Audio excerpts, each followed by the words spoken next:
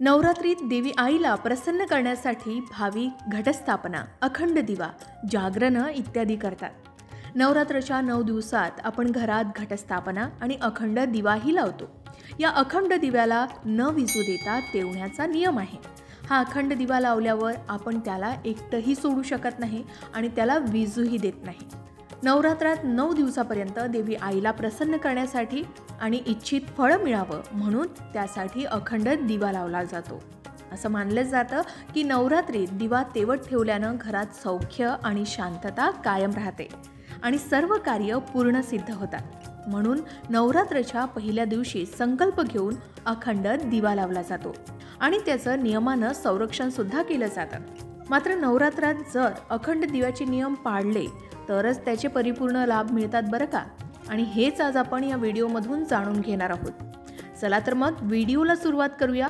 पण त्याआधी आमच्या चॅनलला सबस्क्राईब नक्की करा, बेल आयकॉनला क्लिक करा आणि तुम्ही जर हा व्हिडिओ फेसबुकवर पाहत असाल तर त्याआधी फेसबुकलाही फॉलो करा. दिवा हा प्रकाश पसरवतो आणि प्रकाश हा ज्ञान पसरवतो. देवाकडून आपल्याला संपूर्ण ज्ञान मिळावं म्हणून आपण देवाजवळ दिवे लावतो. कोणती पूजा असो, कोणतेही समारंभ असो, लोकार्पण असो, सर्व शुभ कार्याच्या सुरुवातीस दीप प्रज्वलन करण्याची सुद्धा प्रथा आहे. ज्या प्रकारे दिव्याची वात नेहमी उंचावते त्याचप्रमाणे माणूस देखील उंचावत राहतो आणि हेच दीप प्रज्वलनाचे मुख्य अर्थ आहे. म्हणून सर्वांचे कल्याण हो अशी इच्छा बाळगणाऱ्या माणसांनी दिवा लावताना दीपमंत्र आवर्जून म्हणावे असंही सांगितलं जातं. शिवाय हिंदू धर्मात कोणतेही शुभ काम करताना दिवा लावला जातोच. सकाळ आणि संध्याकाळ पूजा करताना देखील दिवा लागतो. मात्र वास्तुशास्त्रानुसार दिवा ठेवण्याचे आणि त्याला लावण्यासंबंधितही अनेक नियम सांगितले जातात. दिव्याची वात कोणत्या दिशेनं असावी या संदर्भात वास्तुशास्त्रात पुरेशी माहिती मिळते. वास्तुशास्त्रात हेही सांगितलं जातं की दिव्याची वात कोणत्या दिशेला ठेवल्यावर त्याचे कायम परिणाम होतात. आता जर तुम्ही नवरात्रात अखंड दिवा लावत असाल तर तो का लावावा? तर आपल्या हिंदू धर्मात नवरात्रालाही खूप महत्त्व आहे. कारण वर्षातून 2 वेळा देवीची उपासना केली जाते. नवरात्रीत देवी आईला प्रसन्न करण्यासाठी भाविक घटस्थापना, अखंड दिवा, जागरण करतात. नवरात्राच्या 9 दिवसात आपण घरात घटस्थापना आणि अखंड दिवाही लावतो. या अखंड दिव्याला विझू न देता तेवण्याचा नियम आहे. मात्र हा दिवा लावल्यावर आपण त्याला एकटेही सोडू शकत नाही आणि तो दिवा विझूही देत नाही. जर हा दिवा विझला तर त्याचे वाईट परिणामही मिळतात असंही म्हणतात. मात्र नवरात्रात तुम्ही जर अखंड दिवा लावत असाल तर नवरात्रात 9 दिवसापर्यंत देवी आईला प्रसन्न करू शकता आणि त्यासाठी गाईचा साजूक तुपाचा अखंड दिवा लावावा असं म्हणतात. मात्र प्रत्येकजण आपापल्या परीनं हा अखंड दिवा लावू शकतात.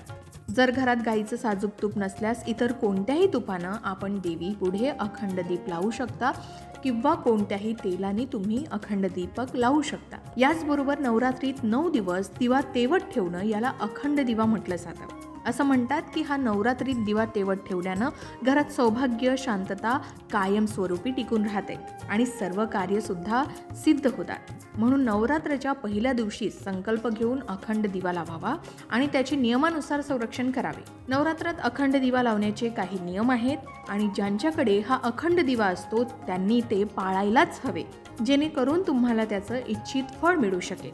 सहसा अनेक जण पितळ्याचा दिवा अखंड दिवा म्हणून ठेवतात. जर आपल्याकडे पितळेचा दिवा नसेल तर आपण मातीचा दिवा देखील लावू शकता. मातीचा दिवा अखंड दिवा म्हणून ठेवण्यापूर्वी दिव्याला संपूर्ण 1 दिवस पाण्यात भिजवून ठेवावं आणि याला पाण्यातून काढून स्वच्छ कापडानं पुसून वाळवून घ्यावं. याचबरोबर शास्त्रानुसार नवरात्रात अखंड दिवा लावण्यापूर्वी आपण मनात काही संकल्पही घेतो आणि देवी आईला विनवणी करतो की आमच्या सर्व इच्छा पूर्ण होऊ देत. तर त्यासाठी तुम्ही जेव्हाही अखंड दिवा लावत असाल तो अखंड दिवा कधीही तुम्ही जमिनीवर ठेवू नका. दिवा नेहमी चौरंग किंवा पाटावरच ठेवा आणि त्यानंतरच तो प्रज्वलित करा. याबरोबरच दुर्गा देवीच्या समोर आपण जमिनीवर दिवा ठेवत असाल तर त्याच्या खाली आधी अष्टदल कमळ सुद्धा ठेवू शकता. हे अष्टदल कमळ आपण गुलाल किंवा रंगीत तांदळानं देखील काढू शकता. याचबरोबर अखंड दिव्याची वात सुद्धा महत्त्वाची आहे. ही वात रक्षासूत्र म्हणजेच कलावापासून बनलेली असावी असंही म्हणतात. याबरोबर 1.25 हाताच्या मापाचा एक रक्षासूत्र तुम्ही घेऊ शकता. पूजेत वापरला जाणारा कच्चा कापूस सुद्धा तुम्ही वात म्हणून वळवू शकता.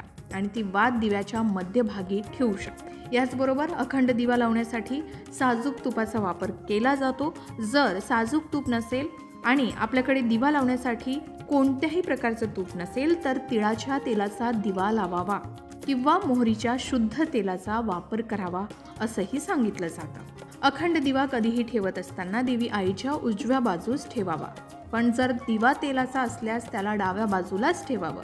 दिव्याला वारं लागू नये म्हणजे तो विझू नये म्हणून त्याच्यावर काचेचं झाकण सुद्धा तुम्ही ठेवू शकता। त्यानंतर ईशान्य कोण म्हणजेच घराच्या उत्तर पूर्व दिशेला देवी देवांचं स्थान मानलं जातं, म्हणून अखंड दिवा पूर्ण दक्षिण दिशा म्हणजेच आग्नेय कोणात ठेवणं शुभ असतं। मात्र एक गोष्ट लक्षात ठेवायला हवी की पूजेच्या वेळी दिव्याचं तोंड पूर्वेकडे किंवा उत्तरेकडेच असावं। मात्र हा अखंड दिवा लावण्यापूर्वी हात जोडून श्री गणेश, देवी दुर्गा आणि भगवान शंकरांची पूजा करावी। दिवा लावताना मनातल्या मनात आपल्या इच्छेबद्दल विचार करावा आणि देवी आईला विनवणी करावी की पूजेच्या सांगतासह माझ्या सर्व इच्छा पूर्ण होऊ देत। याबरोबरच तुम्ही अखंड दिवा लावताना काही मंत्राचं उच्चारण सुद्धा करू शकता। अखंड दिवा लावतानाचा मंत्र पुढील प्रमाणे: ओम जयंती मंगला काली भद्रकाली कृपालिनी दुर्गा क्षमा शिवा धात्री स्वाहा स्वधा नमोस्तुते, किंवा दीपज्योती परब्रह्म दीपज्योती जनार्दन दीपो हरिते मे पाप संध्या दीप नमस्तुते। दीपो ज्योती परब्रह्म दीपो ज्योतिर्जनार्दन दीपो हरतु मे पापम संध्या दीप नमोस्तुते। किंवा तुम्ही शुभं करोति कल्याणम आरोग्यम सुख संपदा दुष्ट बुद्धी विनाशाय च दीपज्योती नमोस्तुते। शुभं करोति कल्याणम आरोग्यम धन संपदा शत्रुबुद्धी विनाशाय दीपकाय नमोस्तुते। तर कोणतेही शुभ काम करण्यापूर्वी आणि दिवा लावण्यापूर्वी या मंत्रांचा जप केल्यानं त्वरित यश प्राप्ती होते असं म्हणतात, म्हणून तुम्ही सुद्धा अशापैकी या मंत्रांचा जप नक्की करावा। यासोबतच दिवा लावण्याचे शुभ नियम आहेत। नवरात्रात अखंड दिव्याची वात पूर्व दिशेला ठेवल्यानं आयुष्य वाढतं, दिव्याची वात पश्चिम दिशेला ठेवल्यानं दुःख वाढतं, दिव्याची वात उत्तर दिशेनं ठेवल्यानं धनलाभ होतो आणि दिव्याची वात दक्षिण दिशेला ठेवल्यानं तोटा होतो।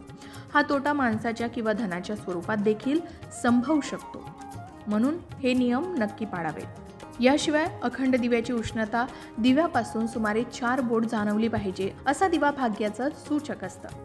याबरोबर दिव्याची वात सोनेरी असावी, ज्यामुळे आपल्या जीवनात धन धान्य अफाट मिळतं आणि व्यवसायात प्रगती होते।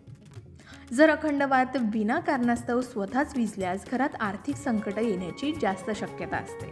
अखंड दिव्याची पुन्हा पुन्हा वात बदलू नये। दिव्यानं दिवा लावणं देखील अशुभ मानलं जातं। असं केल्यानं आजारात वाढ होते आणि मंगल कार्यात अडथळे येतात। याबरोबर नवरात्रात मातीचा अखंड दिवा लावल्यानं आर्थिक भरभराट येते आणि आपली सर्वत्र दिशांमध्ये कीर्तीही वाढते। नवरात्रात दिवा लावल्यानं घरात आणि कुटुंबात सौख्य आणि शांती, याबरोबरच पितृशांती होते। नवरात्रात तुपाचा आणि मोहरीच्या तेलाचा अखंड दिवा लावल्यानं सर्व शुभ कार्य सिद्ध होतात। शिवाय तुमच्या घरात विद्यार्थ्यांच्या यशप्राप्तीसाठी तुम्ही अखंड ज्योत लावत नसाल तरी सुद्धा तुपाचा दिवा नक्की लावावा। जर आपल्या घरामध्ये काही वास्तुदोष असतील तर त्याला दूर करण्यासाठी वास्तुदोषांच्या ठिकाणी तिळाच्या तेलाचा दिवा तुम्ही नवरात्राच्या दिवसात लावू शकता। शिवाय शनीच्या दुष्प्रभावापासून सुटका मिळावी यासाठी सुद्धा नवरात्रात तिळाच्या तेलाचा अखंड दिवा तुम्ही लावू शकता। हा अखंड दिवा शुभ मानला जातो, मात्र तो नवरात्राच्या दिवसातच लावावा।